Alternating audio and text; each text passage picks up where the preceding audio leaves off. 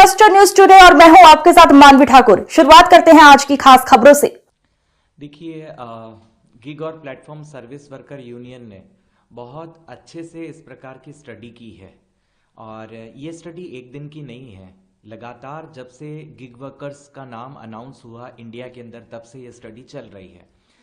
जिस प्रकार से दीपेंद्र जी का कहना है कि 10% हमने उसका बढ़ा दिया है, परंतु सवाल ये होता है कि किसी मजदूर की मजदूरी, किसी वर्कर की जो वेजेस हैं, वो वेजेस आप इतना कम रख के और फिर एक साल में बढ़ा देते हैं और फिर उसके ऊपर आप कहते हैं कि हमने 10% बढ़ा दिया है।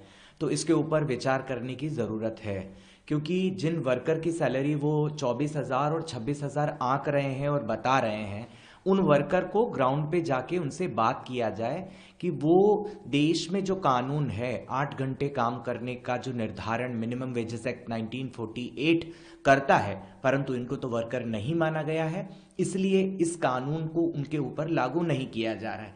पर जहां पर वर्कर 8 घंटे की बजाय 12-12, 16-16, 18-18 घंटे काम कर रहा है और फिर आप उसकी वेजेस को 24-26 हजार रुपए आंक कर और वाहवाही मान रहे हैं और इसमें प्राउड फील कर रहे हैं। मैं तो gig and platform service worker union के एज ए नेशनल कोऑर्डिनेटर होने के नाते ये बात कहना चाहता हूं कि अगर इस प्रकार से कंपनियां दावे करेंगी 18-18, 12-12 घंटे काम करवा कर कि हम इनको अच्छे होने पौने दाम में काम करवा रहे हैं, तो भारत की सरकार को इसी के ऊपर संज्ञान ले लेना चाहिए कि ये जो 18 घंटे काम है, क्या ये स्लेवरी नहीं है, ये गुलामी नहीं है। किस प्रकार की नई गुलामी इस देश में गिग इकोनॉमी में घुस गई है और उसके ऊपर कोई सवाल नहीं कर रहा है। और तो और ये जो बात कही जा रही है, दीपेंद्र जी ने खुद कहा है कि हम सोशल सिक्योरिटी दे रहे हैं। किस प्रकार की सोशल सिक्योरिटी दे रहे हैं?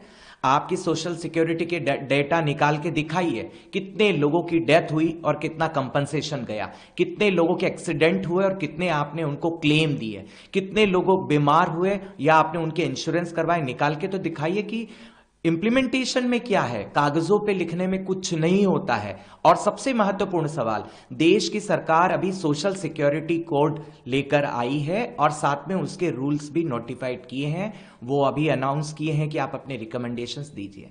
सवाल तीनों तरफ से गिर रहा है।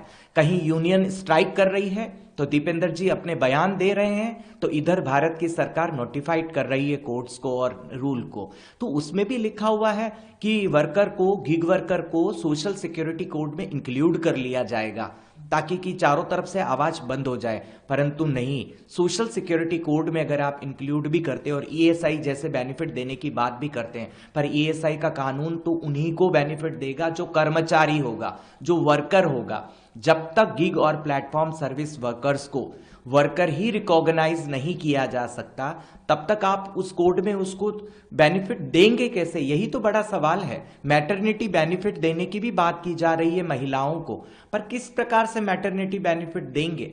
जो महिलाएं काम कर रही हैं उनको मैटरनिटी बेनिफिट देने का आपका क्राइटेरिया क्या होगा, कैसा होगा, कौन देगा, वो अभी स्पष्ट नहीं है। इसलिए हम ये नहीं कह सकते हैं कि सरकार दे रही है तो वर्कर को मिल जाएगा, या फिर जोमेटो अभी दे रहा है तो वो वर्कर को मिल रहा है। अभी हमारा कहना इतना ही है कि सबसे पहले उनको वर्कर रिकॉग्नाइज किया जाए, तब बाकी की सोशल सिक्योरिटी तो दूसरे दर्जे पर देखी जाएगी।